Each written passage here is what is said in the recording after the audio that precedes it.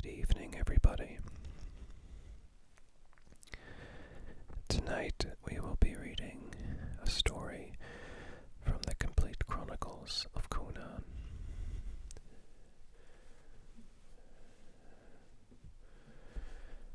And this story is called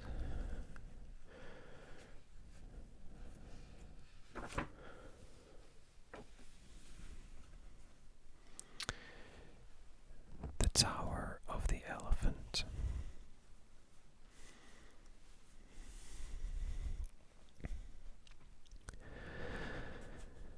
Torches flared murkily on the revels in the mall, where the thieves of the East held carnival by night.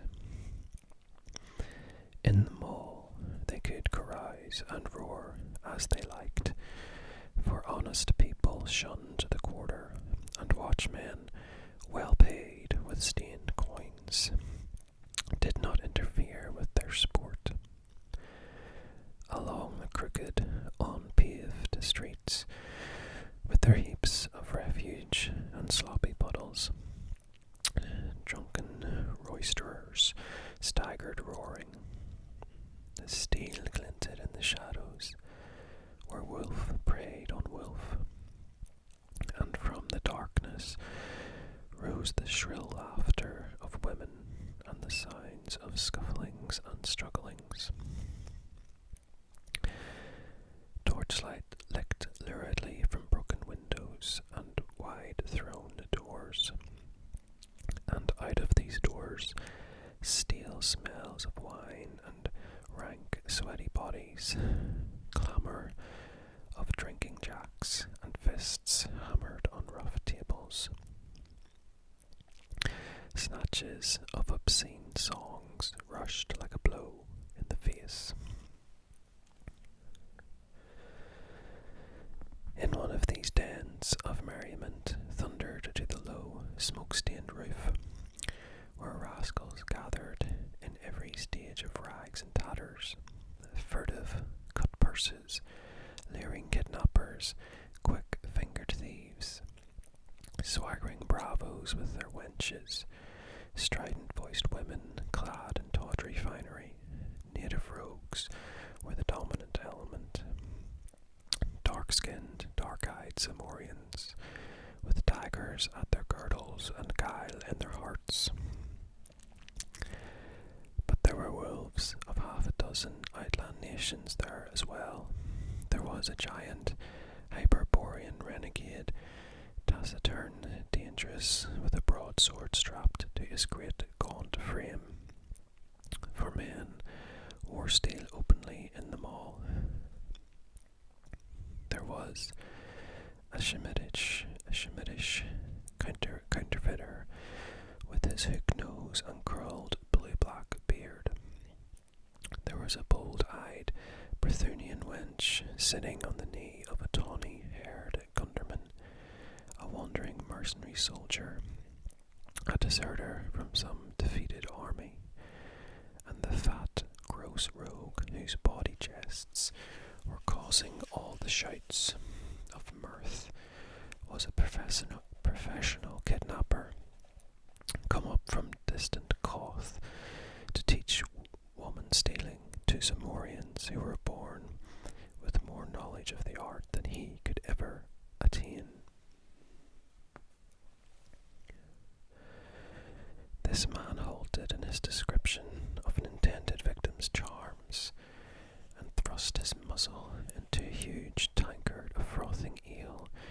Then, blowing the foam from his fat lips, he said, "By Bel, god of all thieves, I'll show them how to steal wenches. I'll have her over the Zamorian border before dawn, and there'll be a caravan waiting to receive her. 300 pieces of silver, a Count of Ophir promised me for a sleek, young Brythunian of the better class. It took me weeks, wandering among the border cities as a beggar, to find one I knew would suit. And is she a pretty baggage?" He blew a slobbery kiss in the air. "I know lords in Shem who would trade the secret of the elephant tower for her, he said, returning to his eel. A touch on his tunic sleeve made him turn his head, scowling at the interruption. He saw a tall, strongly made youth standing beside him. This person was as much out of place in that den as a grey wolf among mangy rats of the gutters. His cheap tunic could not conceal the hard, rangy lines of his powerful frame. The broad, heavy shoulders, the massive chest, lean waist, and heavy arms. His skin was brown from outland suns, his eyes blue and smouldering. A shock of tousled black hair crowned his broad forehead. From his girdle hung a sword in a worn leather scabbard. The Kothian involuntarily drew back, for the man was not one of any civilized race he knew. You spoke of the elephant tower, said the stranger, speaking Zamorian with an alien accent. I've heard much of this tower. What is its secret? The fellow's attitude did not seem threatening, and the Kothian's courage was bolstered by the eel and the evident approval of his audience. He swelled with self-importance. The secret of the elephant tower, he exclaimed. Why, any fool knows that Yara the priest dwells there with the great jewel men call the elephant's heart. That is the secret of his magic. The barbarian digested this for a space. I have seen this tower, he said. It is set in a great garden above the level of the city, surrounded by high walls. I have seen no guards. The walls would be easy to climb. Why has nobody stolen this secret gem? The Kothian stared wide-mouthed at the other's simplicity, then burst into a roar of derisive mirth, in which the others joined. Hearken to this heathen, he bellowed. He would steal the jewel of Yara. Hearken, fellow, he said, turning portentously to the other. I suppose you're some sort of northern barbarian. I am a Cimmerian, the outlander answered in no friendly tone. The reply and the manner of it meant little to the Kothian. Of a kingdom that lay far to the south, on the borders of Shem, he knew only vaguely of the northern races. Then give ear and learn wisdom, fellow, said he, pointing his drinking jack at the discomfited youth. Know that in Zamora, and more especially in this city, there are more bold thieves than anywhere else in the world, even Koth. If mortal man could have stolen the gem, be sure it would have been filched long ago. You speak of climbing the walls, but once having climbed, you would quickly waste yourself back again. There are no guards in the gardens at night, for a very good reason. That is, no human guards. But in the watch chamber, in the lower part of the tower, are armed men, and even if you passed those who roam the gardens by night, you must still pass through the soldiers, for the gem is kept somewhere in the tower above. But if a man could pass through the gardens, argued the Cimmerian, why could he not come at the gem through the upper part of the tower, and thus avoid the soldiers? Again the Kothian gaped at him. Listen to him, he shouted cheeringly. The barbarian is an eagle who would fly to the jewelled rim of the tower, which is only 150 feet above the earth, with rounded sides slicker than polished glass. The Cimmerian glared about, embarrassed at the roar of mocking laughter that greeted this remark. He saw no particular humour in it, and was now almost too new to civilization to understand its discourtesies. Civilized men are more discourteous than savages because they know they can be impolite without having their skulls split as a general thing. He was bewildered and chagrined, and doubtless would have slunk away abashed, but the Kothian chose to goad him further. Come, come, he shouted, tell these poor fellows who have only been thieves since you were spawned. Tell them how you would steal the gem.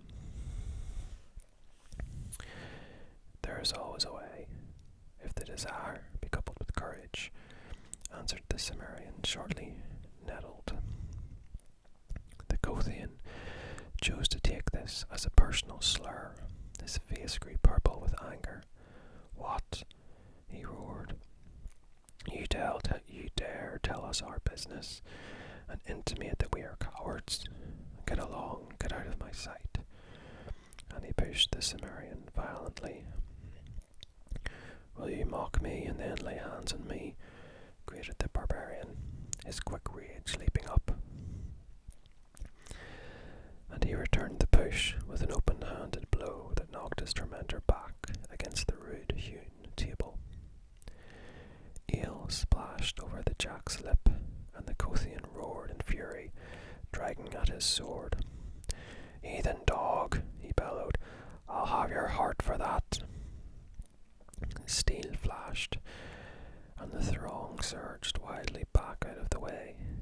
In their flight, they knocked over the single candle, and the den was plunged in darkness, broken by the crash of upset benches, drum of flying feet, shouts, oaths of people tumbling over one another, and a single strident yell of agony that cut the din like a knife.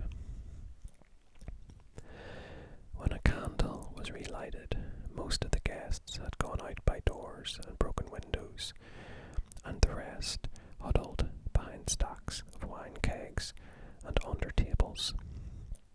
The barbarian was gone. The centre of the room was deserted, except for the gashed body of the Kothian. The Cimmerian, with the unerring instinct of the barbarian, had killed his man in the darkness and confusion.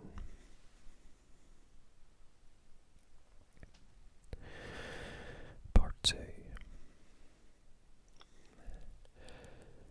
The lurid lights and drunken revelry fell away behind the Cimmerian. He had discarded his torn tunic and walked through the night naked, except for a loincloth and his high-strapped sandals. He moved with the supple ease of a great tiger, his steely muscles rippling under his brown skin. He had entered the part of the city reserved for the temples. On all sides of him they glittered, white in the starlight, snowy marble pillars and golden domes and silver arches, shrines of Zamora's myriad strange gods. He did not trouble his head about them. He knew that Zamora's religion, like all things of a civilized, long-settled people, was intricate and complex, and had lost most of the pristine essence in a maze of formulas and rituals. He had squatted for hours in the courtyard of the philosophers, listening to the arguments of theologians and teachers, and come away in a haze of bewilderment, sure of only one thing, and that they were all touched in the head. His gods were simple and understandable. Crom was their chief, and he lived on a great mountain, whence he sent forth dooms and death. It was useless to call on Crom, because he was a gloomy, savage god, and he hated weaklings. But he gave a man courage at birth, and the will and might to kill his enemies, which in the Cimmerian's mind was all any god should be expected to do. His sandaled feet made no sound on the gleaming pave. watchmen passed, for even the thieves of the mall shunned the temples where strange dooms had been known to fall on violators. Ahead of him he saw, looming against the sky, the tower of the elephant. He had never seen an elephant, but he vaguely understood that it was a monstrous animal, with a tail in front as well as behind. This a wandering Shemite had told him, swearing that he had seen such beasts by the thousands in the country of the Hyrcanians. But all men knew what liars were the men of Shem. At any rate, there were no elephants in Zamora. The shimmering shaft of the tower rose frostily in the stars. In the sunlight it shone so dazzlingly that few could bear its glare, and men said it was built of silver. It was round, a slim, perfect cylinder, 150 feet in height, and its rim glittered in the starlight with the great jewels which crusted it. The tower stood among the waving, exotic trees of a garden raised high above the general level of the city. A high wall enclosed this garden, and outside the wall was a lower level, likewise enclosed by a wall.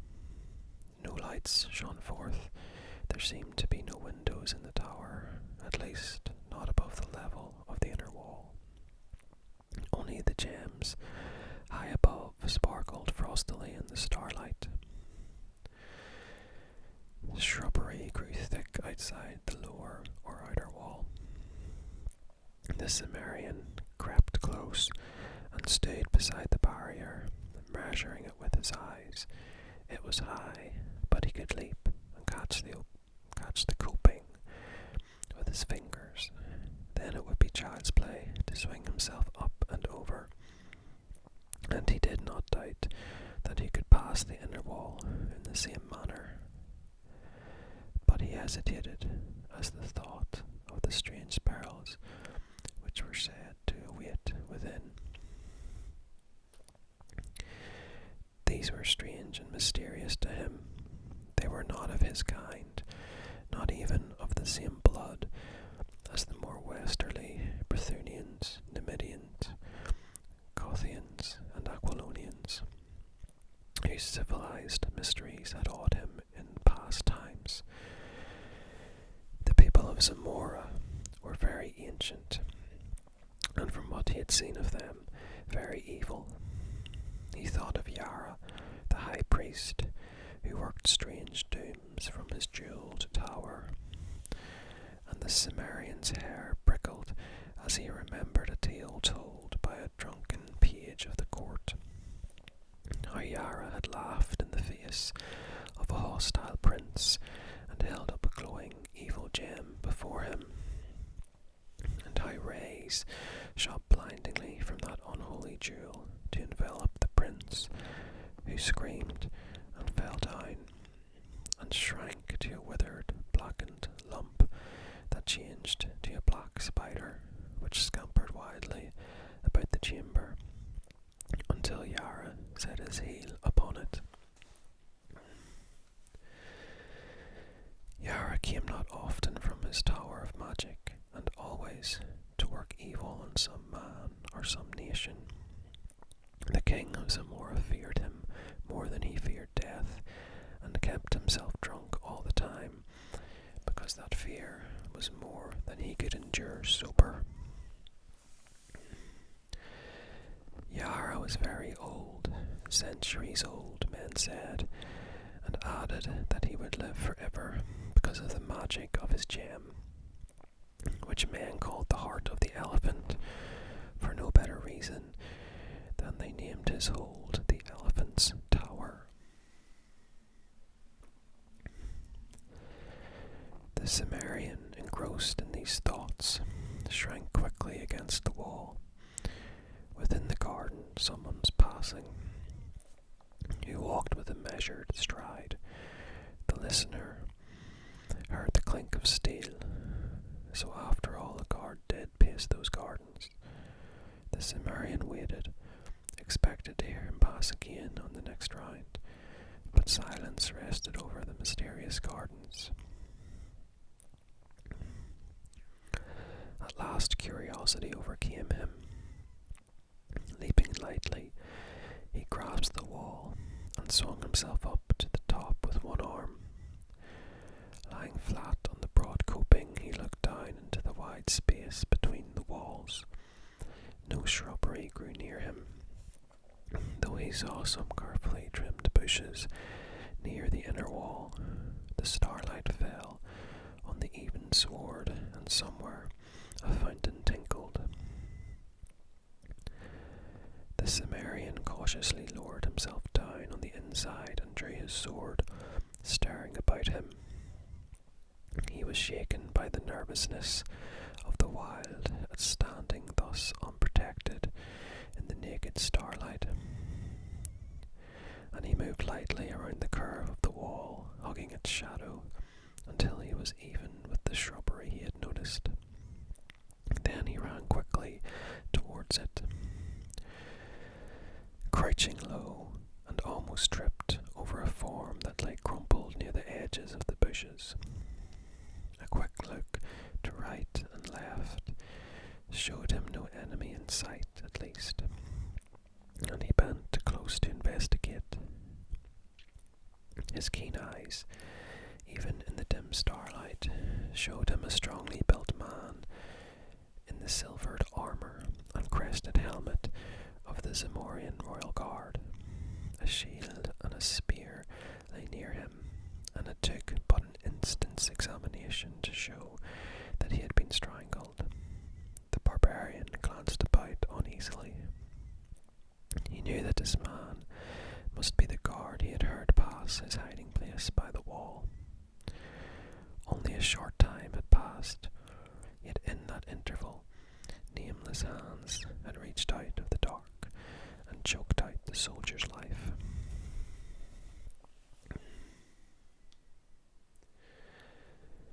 Straining his eyes in the gloom, he saw a hint of motion through the shrubs near the wall. Thither he glided, gripping his sword. He made no more noise than a panther stealing through the night. Yet the man he was stalking heard. The Cimmerian had a dim glimpse of a huge bulk close to the wall, felt relief that it was at least human. Then the fellow wheeled quickly with a gasp that sounded like panic, made the first motion of a forward plunge, hands clutching, then recoiled as the Cimmerian's blade caught the starlight. For a tense instant, neither spoke, standing ready for anything. "You're no soldier," hissed the stranger at last. "You are a thief like myself."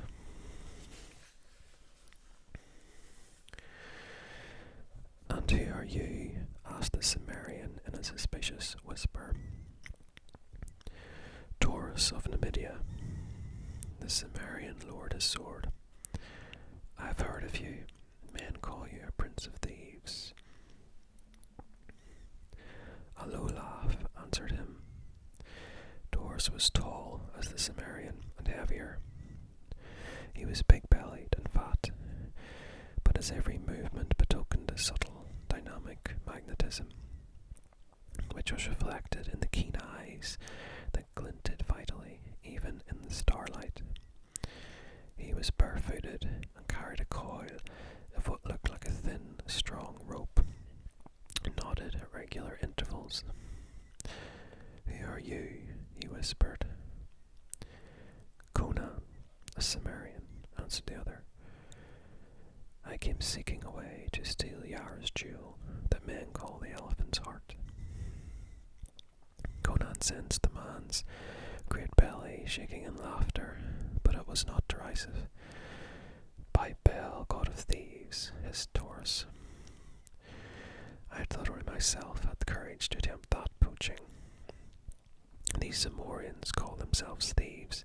Bah! Conan, I like your grit. I never shared an adventure with anyone.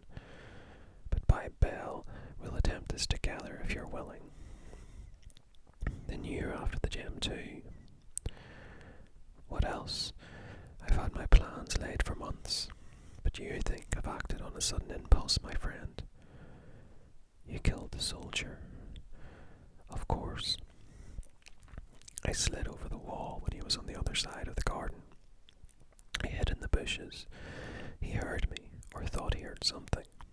When he came blundering over, it was no trick at all to get behind him, and suddenly grip his neck and choke out his fool's life. He was, like most men, half blind in the dark. A good thief should have eyes like a cat.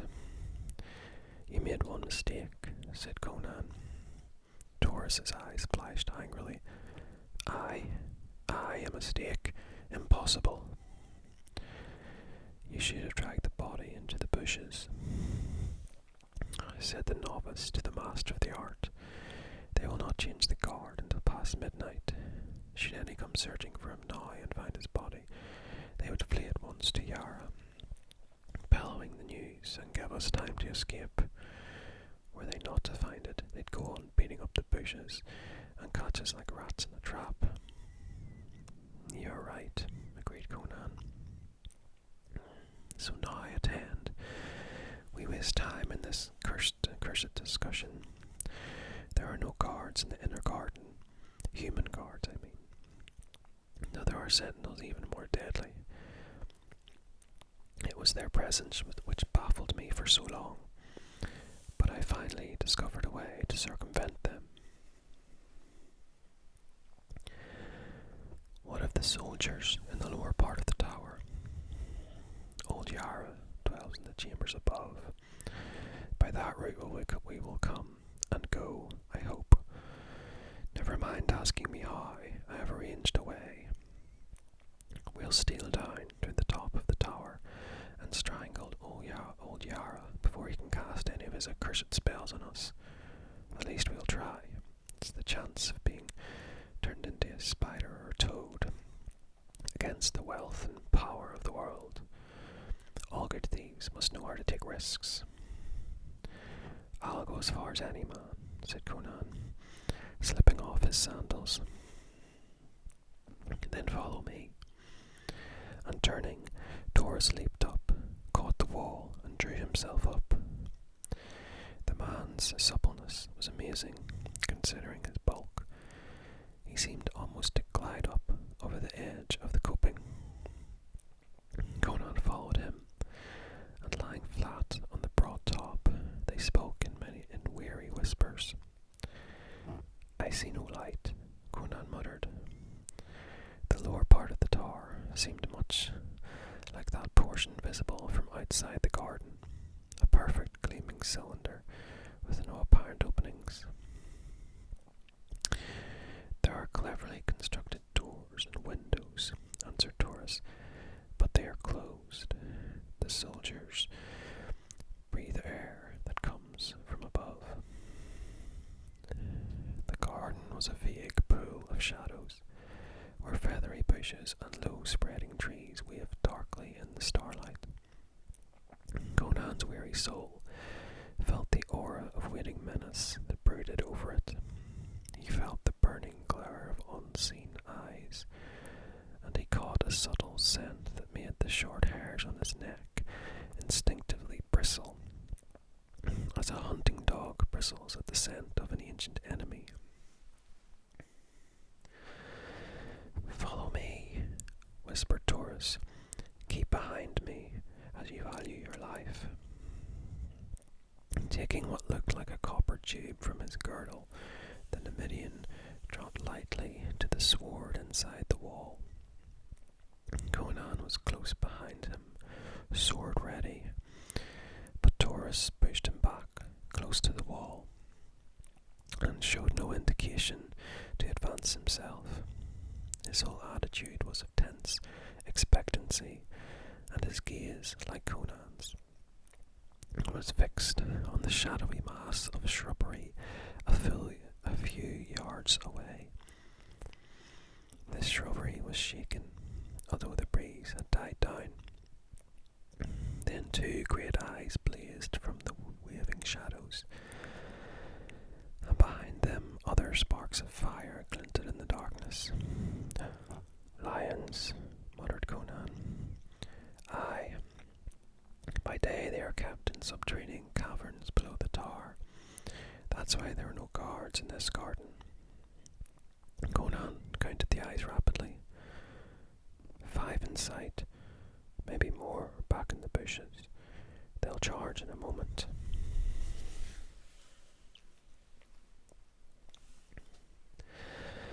"Be silent," hissed Taurus, and he moved out from the wall, cautiously as if treading on razors, lifting the slender tube. Low rumblings rose from the shadows, and the blazing eyes moved forward. Conan could sense the great slavering jaws, the tufted tails lashing tawny sides.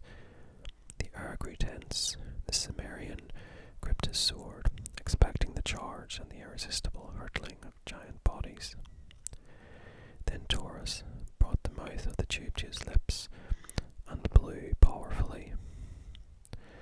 A long jet of yellowish powder shot from the other end of the tube and billowed out instantly in a thick green-yellow cloud that settled over the shrubbery, blotting out the glaring eyes.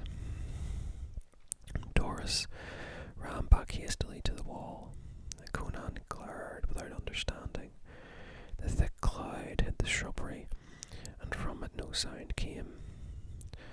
"What is that mist?" the Cimmerian asked uneasily. "Death," hissed the Numidian. "If a wind springs up and blows it back upon us, we must flee over the wall. But no, the wind is still, and now it is dissipating. Wait until it vanishes entirely. To breathe it is death." Presently, only yellowish shreds hung ghostily in the air. Then they were gone, and Taurus motioned his companion forward. They stole toward the bushes, and Conan gasped. Stretched out in the shadows, they 5 great tawny shapes. The fire of their grim eyes dimmed forever. A sweetish, cloying scent lingered in the atmosphere. "They died without a sound," muttered the Cimmerian. "Taurus, what was that powder?" "It was made from the black lotus, whose blossoms wave in the lost jungles of Katai, where only the yellow-skulled priests of Yun dwell. Those blossoms strike dead any who smell of them." Conan knelt beside the great forms, assuring himself that they were indeed beyond power of harm. He shook his head. The magic of the exotic lands was mysterious and terrible to the barbarians of the north. "Why can you not slay the soldiers in the tower in the same way?" he asked. "Because that was all the powder I possessed. The obtaining of it was a feat which in itself was enough to make me famous among the thieves of the world. I stole it out of a caravan bound for Stygia, and I lifted it in its cloth of gold bag, out of the coils of the great serpent which guarded it without waking him. But come, in Bel's name, are we to waste the night in discussion?" They glided through the shrubbery to the gleaming foot of the tower, and there, with a motion enjoining silence, Taurus unwound his knotted cord, on one end of which was a strong steel hook. Conan saw his plan, and asked no questions as the Numidian gripped the line a short distance below the hook and began to swing it about his head. Conan laid his ear to the smooth wall and listened, but could hear nothing. Evidently the soldiers within did not suspect the presence of intruders. He had made no more sound than the night wind blowing through the trees, but a strange nervousness was on the barbarian. Perhaps it was the lion smell, which was over everything.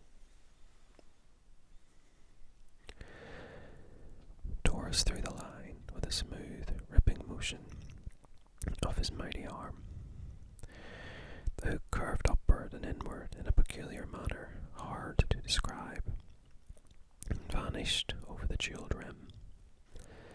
It apparently caught firmly, for cautious jerking and then hard pulling did not result in any slipping or giving. "Luck the first cast," murmured Taurus. "Aye, it was Conan's savage instinct which made him wheel suddenly, for the death that was upon them made no sound." A fleeting glimpse showed the Cimmerian, the giant tawny shape, rearing upright against the stars, towering over him for the death stroke. No civilized man could have moved half so quickly as the barbarian moved. His sword flashed frostily in the starlight, with every ounce of desperate nerve and thew behind it, and man and beast went down together, cursing incoherently beneath his breath. Taurus bent above the mass and saw his companion's limbs move as he strove to drag himself from under the great weight that lay limply upon him. A glance showed the startled Numidian that the lion was dead. Its slanting skull split in half. He laid hold of the carcass, and by his aid Conan thrust it aside and clambered up, still gripping his dripping sword. "Are you hurt, man?" gasped Taurus, still bewildered by the stunning swiftness of that touch-and-go episode. "No, by Crom," answered the barbarian, "but that was as close a call as I've had in a life, no ways tame. Why did not the cursed beast roar as he charged?" "All things are strange in this garden," said Taurus. "The lions strike silently, and so do other deaths. But come, little sound was made in that slaying, but the soldiers might have heard, if they're not asleep or drunk. That beast was in some other part of the garden, and escaped the death of the flowers. But surely there are no more. We must climb this cord. They'll need to ask a Cimmerian if he can." "If it will bear my weight," grunted Conan, cleansing his sword on the grass. "It will bear thrice my own," answered Taurus. "It was woven from the tresses of dead women, which I took from their tombs at midnight and steeped in the deadly wine of the upas tree to give it strength. I will go first, then follow me closely." The Numidian gripped the rope and, crooking a knee about it, began the ascent. He went up like a cat, belying the apparent clumsiness of his bulk. The Cimmerian followed. The cord swayed and turned on itself, but the climbers were not hindered. Both had made more difficult climbs before. The jewelled rim glittered high above them, jutting out from the perpendicular, a fact which added greatly to the ease of the ascent. Up and up they went, silently, the lights of the city spreading out further and further to their sight as they climbed, the stars above them more and more dimmed by the glitter of the jewels along the rim. Now Taurus reached up a hand and gripped the rim itself, pulling himself up and over. Conan paused a moment on the very edge, fascinated by the great frosty jewels whose gleams dazzled his eyes. Diamonds, rubies, emeralds, sapphires, turquoises, moonstones, set thick as stars in the shimmering silver.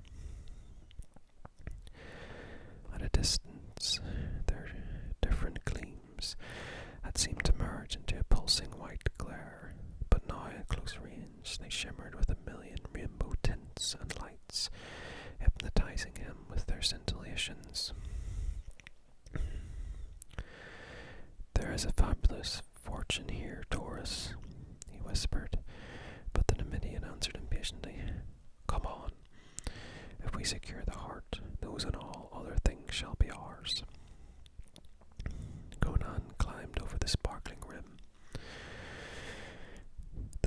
of the tower's top was some feet below the gemmed ledge.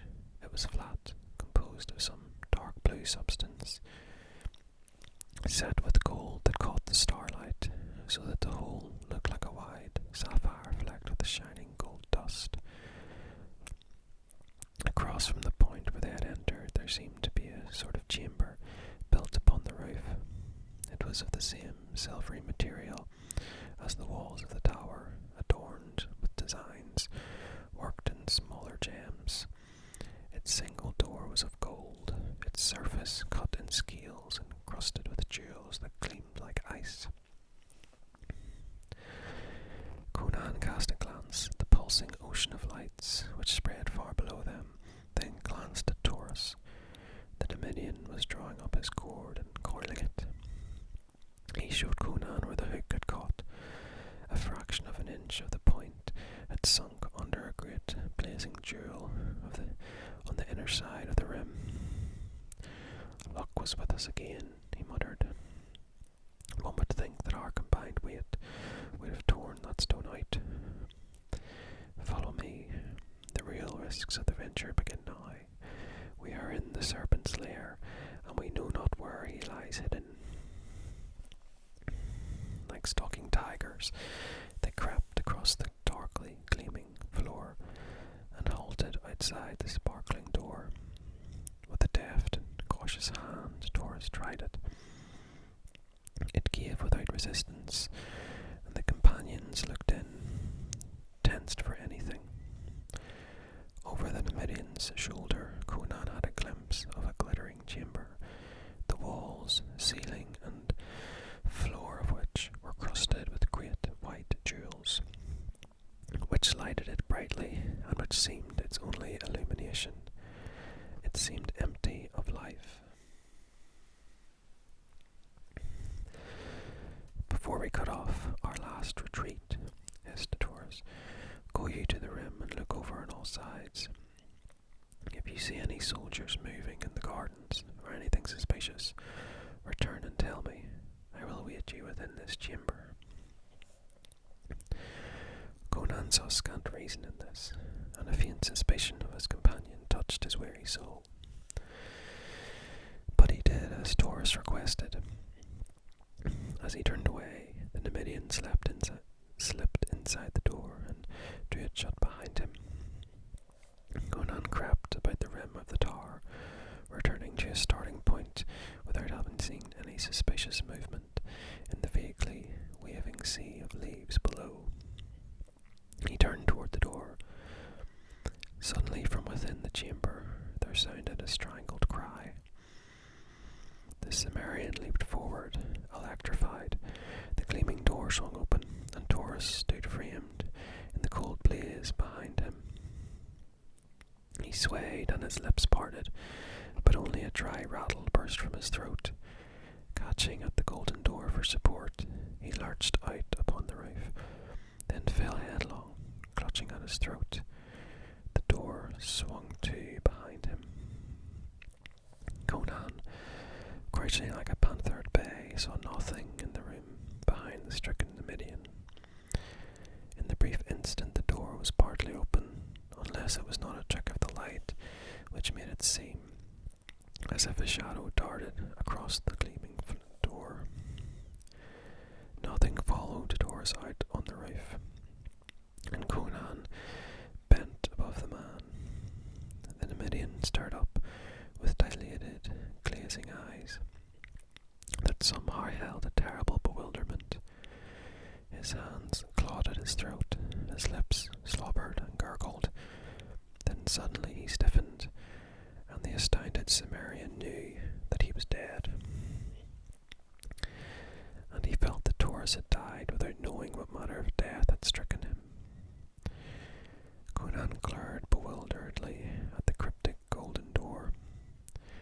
In that empty room, with its glittering jeweled walls, death had come to the Prince of Thieves as swiftly and mysteriously as he had dealt doom to the lions in the gardens below.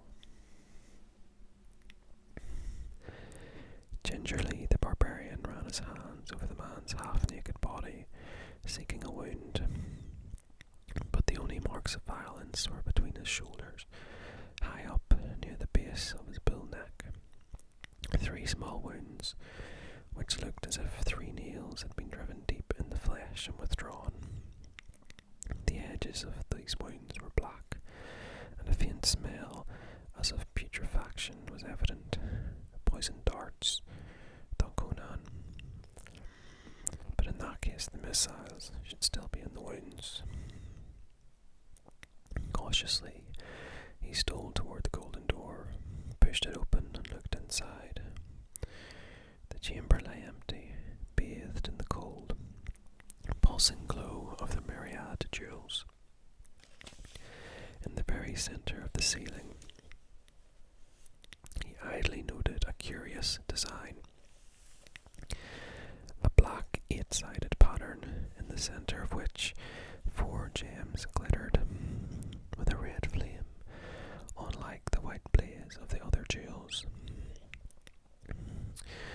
Across the room there was another door, like the one in which he stood, except that it was not carved in the scale